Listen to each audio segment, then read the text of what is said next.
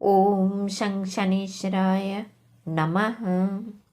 श्री शनिवार व्रत कथा।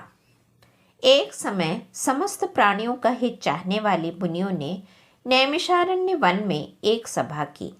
उस समय व्यास जी के शिष्य सूत जी शिष्यों के साथ श्री हरि का स्मरण करते हुए वहां पर आए तो समस्त शास्त्रों के ज्ञाता सूत जी को आया देखकर महातेजस्वी शौनकादि मुनि उनके सम्मान में उठ खड़े हो गए।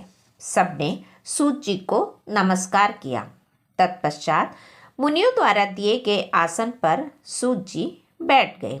श्री सूत जी से शौनक आदि मुनियों ने विनय पूर्वक पूछा, हे मुनि, इस कलयुग में हरि की भक्ति किस प्रकार होगी? हम यह जानते हैं कि तब सभी प्राणी पाप करने में तत्पर होंगे। मनुष्य की आयु कम होगी, ग्रह कष्ट, धन रहित और अनेकों पीड़ाओं से युक्त मनुष्य होंगे। हे सूत जी, पुण्य अति परिश्रम से होता है। इस कारण कलयुग में कोई भी मनुष्य पुण्य ना करेगा। पुण्य करने के भाव नष्ट होने से मनुष्यों की प्रकृति पापमय होगी। इस कारण तुच्छ विचार वाले मनुष्य अपने वंश सहित नष्ट हो जाएंगे। हे सूत जी, जिस तरह थोड़े ही परिश्रम, थोड़े धन और थोड़े समय में पुण्य समाप्त हो, ऐसा कोई उपाय हम लोगों को बतलाइए। जिस व्यक्ति के उपदेश से मनुष्य पुण्य और पाप करता है, उसके पुण्य और पाप का वह भी भागी होता है। यह भगवान ने स्वयं गीता में कहा है। हे सूत जी, जो मनुष्य रत्न रूपी ज्ञान से दूसरों को संतुष्ट करते हैं, उनको मनुष्य रूपी धारण किए श्री हरि ही जानना चाहिए।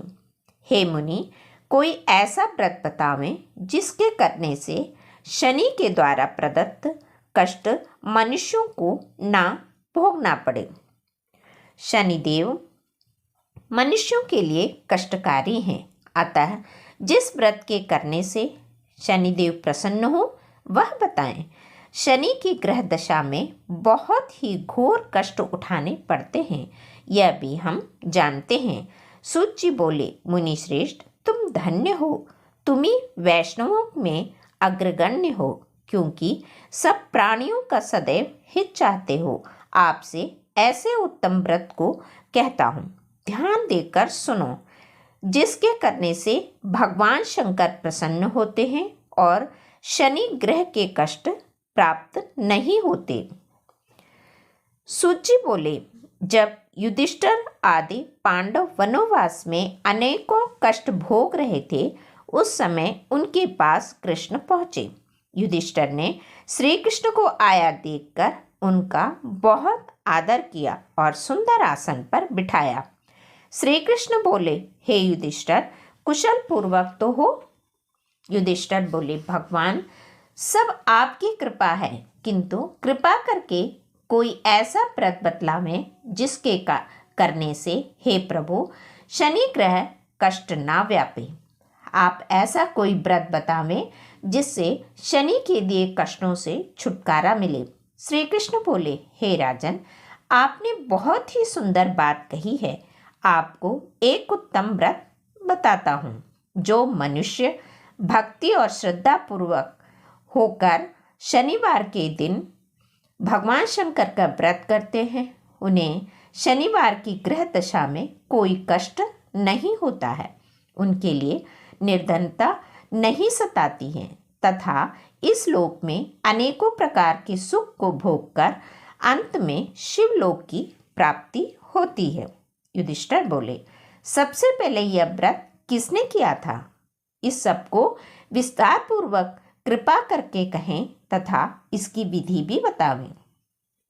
भगवान श्री कृष्ण बोले, हे राजन, शनिवार के दिन, विशेषकर श्रावण मास के किसी शनिवार के दिन, लोह निर्मित शनि प्रतिमा को पंचामृत से स्नान कराकर अनेक प्रकार के गंध, पुष्प, अष्टांग, धूप, फल, उत्तम प्रकार के नैवेद्य आदि से पूजन कर शनि के 10 नामों का उच्चारण करें।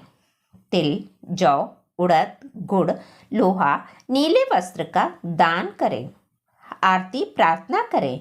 हे भोलेनाथ, मैं आपकी शरण में हूँ, आप मेरे ऊपर कृपा करें, मेरी रक्षा करें।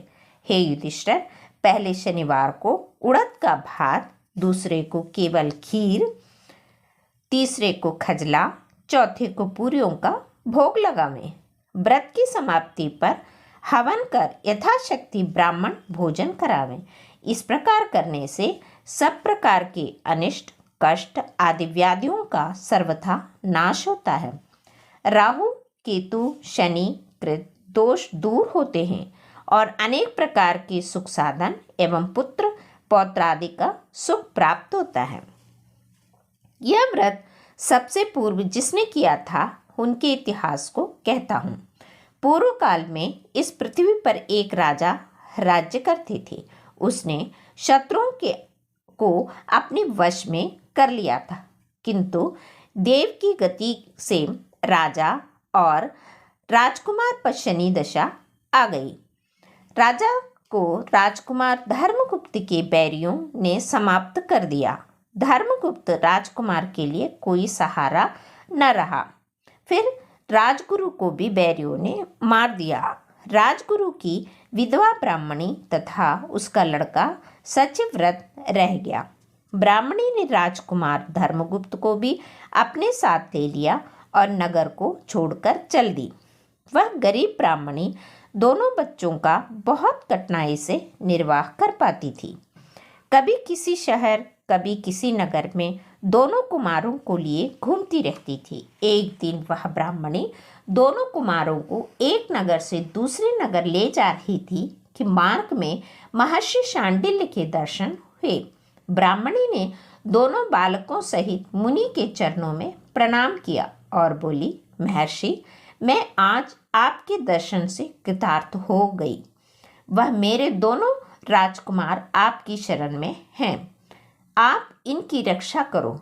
मुनिवर, यह सुचिव्रत मेरा लड़का है और यह धर्मगुप्त राजपुत्र है, जो मेरा धर्मपुत्र है।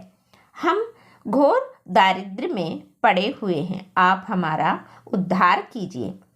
शांडिल्य मुनि ने ब्राह्मणी की सब वार्ता सुनी और बोले, देवी, तुम्हारे ऊपर शनि का प्रकोप है, अतः आप शनिवार के दिन व्रत करके भगवान शिव जी की आराधना करो, उससे तुम्हारा कल्याण होगा। ब्राह्मणी और दोनों कुमार मुनि को प्रणाम कर शिव मंदिर के लिए चल दिए। शनिवार के दिन दोनों कुमारों ने मुनि के उपदेश के अनुसार शनि का व्रत किया तथा शिव जी का पूजन किया। इस प्रकार से दोनों कुमारों को व्रत करते करते 4 मास व्यतीत हो गए। एक दिन सुचिव्रत स्नान करने के लिए गया। उसके साथ राजकुमार नहीं था। कीचड़ में उसे बहुत बड़ा कलश दिखाई दिया। सुचिव्रत ने उसको उठाया और देखा तो उसमें धन था। सुचिव्रत उस कलश को लेकर घर आया और माँ से बोला, हे माँ, इस शिव जी के प्रसाद को तो देख, भोलेश्वर ने इस कलश के रूप में धन दिया है। माता ने आदेश दिया, बेटा, तुम दोनों इसको बांट लो। माँ के वचन सुनकर सुचिव्रत बहुत ही प्रसन्न हुआ। राजपुत्र से बोला, भैया, अपना ये हिस्सा ले लो। परंतु शंकर की पूजा में विश्वासी राजपुत्र बोला, माँ, मैं हिस्सा नहीं लेना चाहता हूँ, क्योंकि जो कोई अपने सुकृत से कुछ भी पाता है वह उसी का भाग है और स्वयं उसे आप ही भोगना चाहिए। कभी भोलेश्वर शिव जी मुझ पर भी कृपा करेंगे। धर्मगुप्त प्रेम और भक्ति के साथ शनि का व्रत करके पूजा करने लगा। इस प्रकार से उसे 1 वर्ष व्यतीत हो गया। वसंत ऋतु का आगमन हुआ। राजकुमार धर्मगुप्त तथा ब्राह्मण पुत्र सुचिव्रत दोनों वन में घूमने के लिए गए थे। दोनों वन में घूमते घूमते काफी दूर निकल गए। वहां उनको सैकड़ों गंधर्व कन्याएं खेलती हुई मिली। ब्राह्मण कुमार बोला, भैया, पवित्र पुरुष स्त्रियों के बीच नहीं चलते, ये मनुष्य को शीघ्र ही मोह लेती हैं। विशेष रूप से ब्रह्मचारी के लिए स्त्रियों से भाषण करना व मिलना नहीं चाहिए, परंतु गंधर्व कन्याओं के खेल को देखने की इच्छा करने वाला राजकुमार खेल देखने उनके खेल के स्थान पर अकेला चला गया। वहां ब्राह्मण कुमार नहीं गया। उन गंधर्व कन्याओं के बीच एक प्रधान सुंदरी उस राजकुमार को देखकर मोहित हो गई और अपने संग की सखियों से बोली कि यहाँ थोड़ी दूर पर एक सुंदर वन है, उसमें नाना प्रकार के जो सुंदर फूल खिले हैं, तुम सब जाकर उन सुंदर फूलों को तोड़कर ले आओ, तब तक मैं यहीं बैठी हूँ। सखियां आज्ञा पाकर चली गईं और वह सुंदर गंधर्व कन्या राजकुमार पर दृष्टि लगाकर बैठ गई। राजकुमार उसके पास चला आया। उसको आते देखकर गंधर्व कन्या उठी और उसे बैठने के लिए पल्लवों का आसन दिया। राजकुमार आसन पर बैठ गया। गंधर्व कन्या ने पूछा, आप कौन हैं?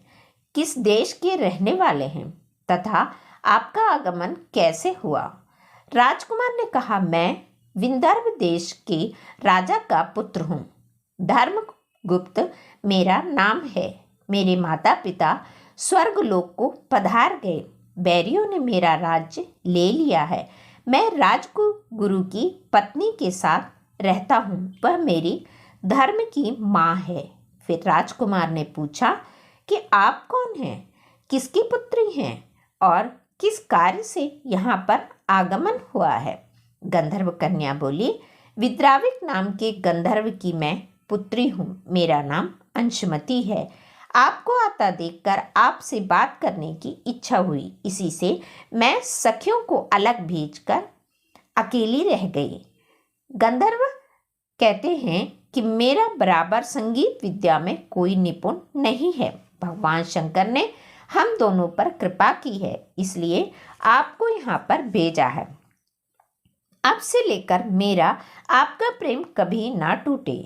कन्या ने अपने गले का मोतियों का हार राजकुमार के गले में डाल दिया। राजकुमार बोला, मेरे पास ना राज है ना धन है, आप मेरी भार्या कैसे बनेंगी? आपके पिता हैं, आपने उनकी भी आज्ञा नहीं ली है। गंधर्व कन्या बोली, अब आप अपने घर के लिए जावें। परसों प्रातःकाल यहाँ आवें, क्योंकि आपकी आवश्यकता यहाँ होगी। यूँ कहकर वह गंधर्व कन्या चली गई। राजकुमार भी अपने घर आया और यह सब बातें शुचिव्रत को बताई। उस दिन से तीसरे दिन शुचिव्रत को साथ लेकर राजकुमार धर्मगुप्त उसी वन में गया। उसने देखा कि स्वयं गंधर्व राज विद्राविक उस कन्या को लेकर उपस्थित हैं। गंधर्व राज ने दोनों कुमारों का अभिवादन किया। दोनों को सुंदर आसन देकर बिठाकर राजकुमार से कहा कि राजकुमार, मैं परसों कैलाश पर गौरी शंकर के दर्शन के लिए गया। वहाँ करुणा रूपी सुधा के साकर भोले शंकर जी महाराज ने अपने पास बुलाकर कहा, गंधर्वराज, पृथ्वी पर धर्मगुप्त नाम का एक राजकुमार है। उसके परिवार के लोगों को बैरियों ने समाप्त कर दिया है। वह बालक शांडिल्य महर्षि के कहने से शनिवार का व्रत करता है और सदा मेरी सेवा में लगा रहता है। तुम उसकी सहायता करो, जिससे वह अपने शत्रुओं को अपने वश में कर सके। गौरी शंकर जी की आज्ञा को शिरोधार्य करके मैं अपने घर चला गया। वहाँ मेरी पुत्री अंशुमति ने भी मुझे यह बताया। शिव शंकर की आज्ञा व अंशुमति के मन की बात जानकर इसको इस वन में ले आया हूँ। अब मैं इसे आपको देता हूँ और आपके बैरियों को आपके वश में करा के आपको राज दिला दूंगा। ऐसा कहकर गंधर्वराज ने अपनी कन्या का विवाह राजकुमार के साथ कर दिया तथा अंशुमान की सहेली की शादी ब्राह्मण कुमार शुचिव्रत के साथ कर दी और राजकुमार की सहायता करने के लिए गंधर्वों की चतुरंगी सेना दी। धर्मगुप्त के बैरियों ने यह समाचार सुना तो उन्होंने राजकुमार की अधीनता स्वीकार कर ली और राजकुमार का राज्य उसे लौटा दिया। धर्मगुप्त सिंहासन पर बैठा। अपने भाई शुचिव्रत को अपना मंत्री नियुक्त किया। जिस ब्राह्मणी ने उसे पुत्र की तरह पाला था, उसे राजमाता बनाया। शनिवार के व्रत के प्रभाव व शिव जी की कृपा से धर्मगुप्त इस प्रकार से विदर्भराज हुआ। श्री कृष्ण बोले, हे पांडुनंदन, आप भी इस व्रत को करें तो कुछ समय बाद आपको राज्य और सभी प्रकार के सुखों की प्राप्ति होगी। आपके बुरे दिनों की शीघ्र समाप्ति होगी। युधिष्ठिर ने शनिवार व्रत कथा सुनकर श्री कृष्ण की पूजा की और शनि के इस व्रत को प्रारंभ किया। इस व्रत के प्रभाव से उन्हें महाभारत में विजय प्राप्त हुई तथा राज्य प्राप्त हुआ। तत्पश्चात स्वर्ग की भी प्राप्ति हुई। इति शनिवार व्रत कथा।